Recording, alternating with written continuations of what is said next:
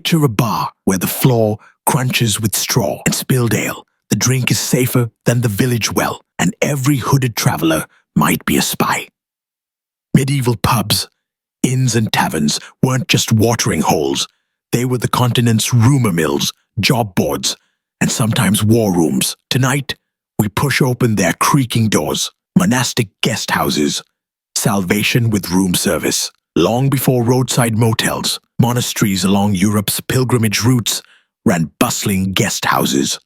Hospitality meant salvation, but it also meant silver. Abbots charged for a straw pallet, a bowl of pottage, and bottomless ale, brewed in cloister vats, so large a single monk might down 8 to 16 pints a day. The holiest courtyards reeked of malt, and the smartest abbots turned pilgrims into repeat customers. Yet outside the abbey walls, very different entrepreneurs were brewing fortunes. Alewives, the forgotten queens of beer. In villages, brewing was women's business. When a batch finished, an ale stake, a pole hung with leaves, rose above the door like a medieval open sign. Men crowded in, coin first, questions later. These alewives thrived until male-only guilds muscled in, branding some women untrustworthy.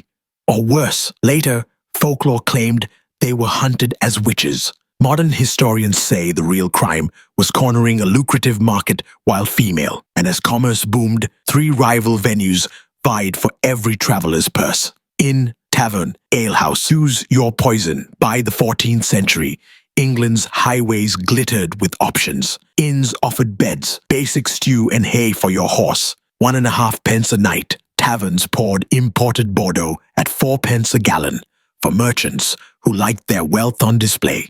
Alehouses were the medieval drive-through, a wooden mug of ordinary ale for less than a penny. No bed, no judgment. Records even fixed hay prices, 2 pence per horse, to stop innkeepers gouging desperate riders. But what about the claim everyone drank because water would kill them? Daily drink and the small. Beer myth. You've heard it. People drank beer instead of water. Truth, more nuanced. Clean wells existed, but ale was caloric, mildly antiseptic, and never taxed like bread.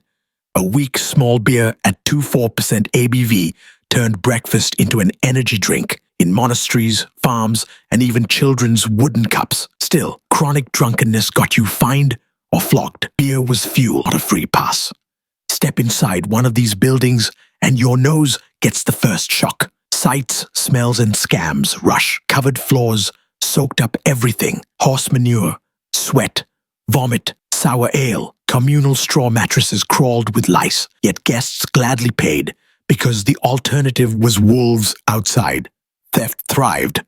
Medieval law made innkeepers financially liable for stolen valuables, turning many hosts into the era's first insurers.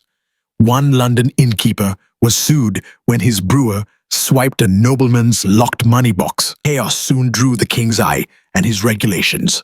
Royal rules and weapon drops. In 1343, London ordered tavern keepers to make guests surrender swords before stepping into the street.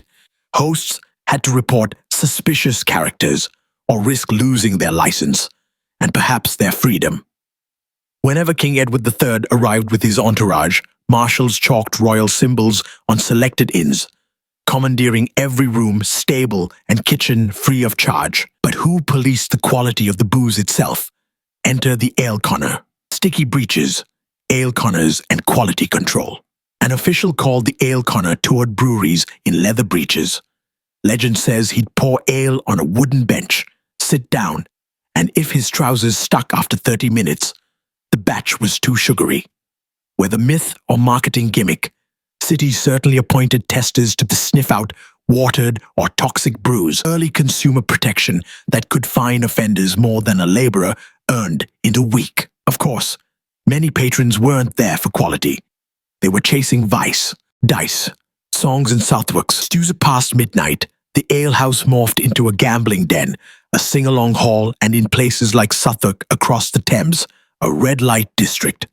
The stews of Bankside were brothels licensed, ironically, by the Bishop of Winchester, their signs painted with animals, the cardinal's hat, the swan, the boar's head.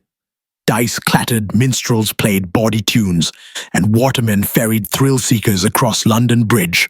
For a night, the city authorities pretended not to see. Mix ale, weapons, and politics, and you get something explosive. Plots, revolts, and blood on the floor. Uprisings often bubbled in smoky back rooms. Rebels of the 3081 Peasants' Revolt met in inns, while local feuds erupted into axe murders, like the 1272 slaying of a vicar's son in a Nottingham tavern. Drunken quarrels could end with exile, yet monarchs sometimes pardoned killers if they swapped bar brawls for military service. Ale could loosen tongues and change history. No wonder the crown decided to tax and license every mug poured.